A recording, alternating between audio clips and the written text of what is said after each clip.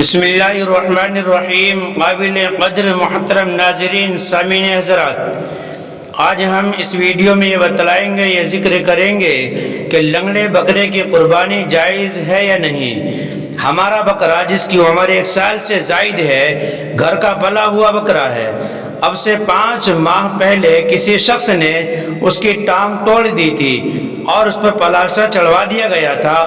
ٹانگ ٹھیک ہو گئی لیکن ٹانگ میں لنگڑا پن ہو گیا ہے، قربانی ہو سکتی ہے یا نہیں؟ اس کے بارے میں شریعت کا کیا حکم ہے؟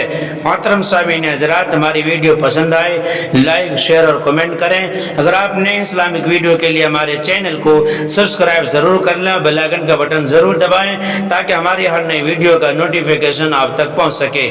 تو چلیے عرض کرتے ہیں کہ لنگڑے بکرے کی قربانی جائز ہے یا نہیں، اس کے بارے میں شریعت کا کیا حکم ہے؟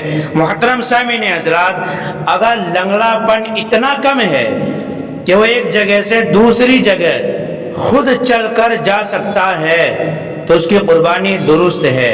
ہاں، اگر اتنا زیادہ لنگڑا پن ہو کہ وہ چل ہی نہ سکے تو اس کی قربانی جائز نہ ہوگی۔ اگر لنگڑا پن اتنا کم ہے کوئی ایک جگہ سے دوسری جگہ خود چل کر جا سکتا ہے تو اس کی قربانی درست ہے، جائز ہے، صحیح ہے۔